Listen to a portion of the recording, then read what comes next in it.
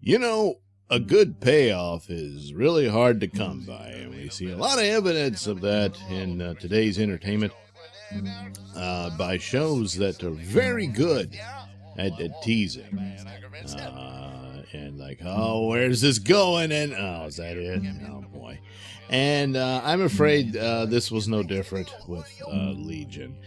I already had a big problem with the episode in which they sort of just, hey, it's okay for Sydney to do her terrible act that she did, which was part of the foundation of her character, which is another reason why it's really bad.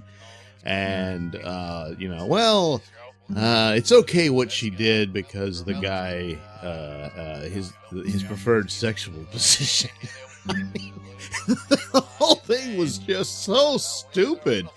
And then the whole battle where everybody turned on David, where he's supposed to become this apocalyptic monster, so they got to stop him from changing time because that's going to result in the end of the world and all that. But really, it was because he used his mental powers on Sydney to have sex with her. So that's the big break there, certainly for Sydney, and the rest, it's like, well, the world's going to be destroyed, but they just sort of forget all of that. I mean, and in the end, David really succeeds. Time, yes, is changed, and everything is rewritten, and that's how the story ends. Their lives start over, or more to the point, their lives never happened, because that timeline will cease to exist.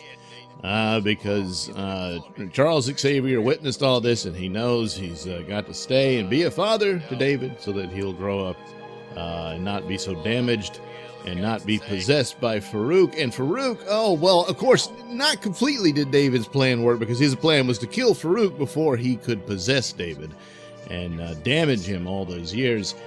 Which is why he was so damaged. It wasn't just because Daddy wasn't there and he was put up for adoption. No. It's because he was tormented by this monster.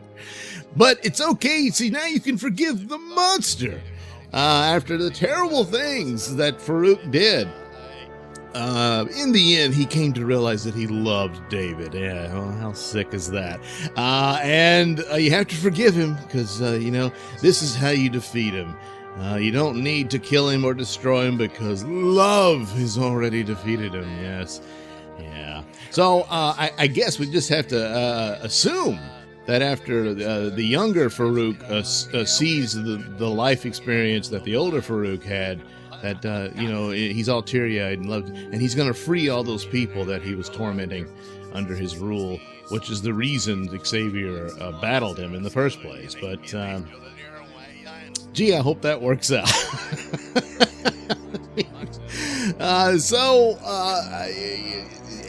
And Switch. So Switch, of course, it's always a problem when you have these 11th hour characters, especially when suddenly they're all powerful, and Switch has become this time goddess of sorts, and her father was never really her father. He was just another time entity of sorts.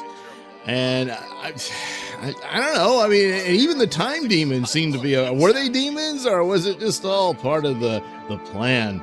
I don't know, but an 11th hour character slapped on as a vehicle and really was completely unnecessary. They kept demonstrating David's godlike powers. Did he need a time travel girl? I don't think so. I think he could have bent time himself. But, I don't know, that's what they did. Some people were suggesting, well, it's more feminism and stuff, and here comes another Mary Sue character who has to save or fix what a man did or something like that. But she's just sort of tacked on and not really there. So I don't know. I got nothing. I don't know where. Like I said, he didn't need it. You could have had just David finds a way to manipulate time. And there you go. But it's strange because in the end, his goal is achieved. Not the way he thought it would be, but nevertheless, there you go. He fixed it. They're going to start all over again.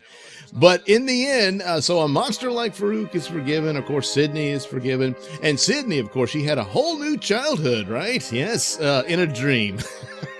I mean, I know it was the other two putting this in her head, but jeez. And then she's going to get, I guess, a third childhood now. I don't know, but oh boy, all the ideas explored, such that they were, there wasn't a whole lot in this season. It could have been done in about maybe 2 episodes. You know, I mean, they could have just tacked this on the last season, and there you go, you're good, and probably would have been a better idea. The production quality was still there, the look and the stylings, and the ability to project surrealism, especially when you're dealing with a man whose mind is broken. And of course, they finally realized, oh, that's right, his name is Legion.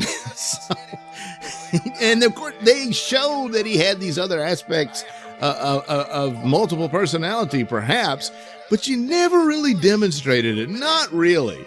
And sometimes I thought they were going to suggest that maybe Farouk wasn't really the monster, and a lot of these monsters was of David's own creation, you know. But no, not really. And so it's just, I'm Legion. And so he had a bunch of versions of himself to overwhelm Farouk in their little fight they had. But another, and this was always the case, was the music videos. I just, oh boy. I know you like Pink Floyd. I like Pink Floyd too, but you're doing a show. And oh, mother, will they drop the bomb? You know, you didn't see that coming, huh? No. So, yeah, it was pretty bad, and it's sad. And I readily admit that after Breaking Bad, I'm really spoiled with shows. And for a while there, it seemed like there was this renaissance in television, and it didn't seem it was. And I think that's over. There's ideas and stuff, but there's things not really thought out. And this was more of a style and look and what have you. Very well done, very well presented, but more just the bells and whistles when the ultimate plot was, I needed daddy, and so that was it. And again, he could not be forgiven, but the monstrous demon that possessed him could be, and the girl who manipulated a man into sex with her and then sent him off to prison. I mean, that's just really bad. She can be forgiven because she had she dreamed a new childhood and stuff. Just that's all kind of lazy, and I don't think all the well thought out. But it's too bad because the show looked great for what it was. The performances by the actors were good. I would like to see them in something else, but maybe not. I don't know, because now I'm worried about Fargo. Fargo that Holly did, the first 2 seasons, especially the second one, they're extraordinary. These are certainly belong among the episodes that I consider the renaissance of television. The fourth one just sort of fizzled. It was still good and very powerful performances and some great stuff. And so now I'm worried about the next, not the fourth one. The fourth one is coming, the third one. But so now, I'm worried. I was like, can they do it, or is it all just going to be a bunch of tease and cool scenes and some great dialogue here and there, and then the ending just sort of bleh. I don't know. But what are you going to do? But anyway, it was an interesting experiment. Certainly the weirdest superhero show ever. And, there's some things that are reminiscent of X-Men, but not by much. And you got Xavier, so that was all cool. But ultimately, a bit of a letdown. In my humble opinion, it's not. Someone is irritated at me with one of the videos I did about the business with Sydney and how they handled that, and I was saying, it's a shades of gray argument and all that sort of thing. No, wrong is wrong, and especially when you have no remorse and you don't seek the redemption for the wrongs you did.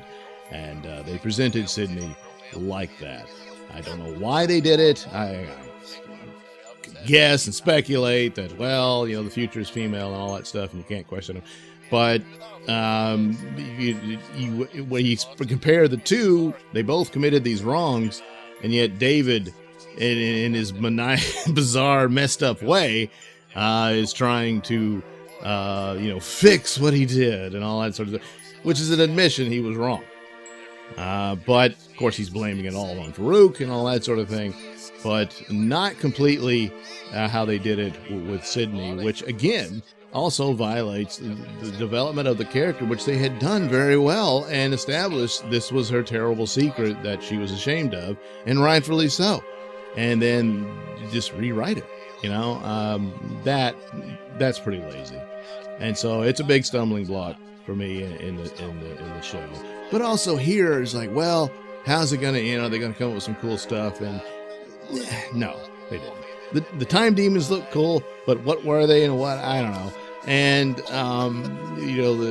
the way they handle the scenes and the fights and whatnot is clever, except for the music. The musical part, it dragged on too long, and probably was put in there for the purposes of filler because, hey, we got nothing. And I'm afraid that's what we have here. But it was a fascinating ride for what it was. And there you go. Boy, one of the things I kept thinking about the actor playing David and the actor playing Farouk, wouldn't they make a great Doctor Who and Master? Yeah.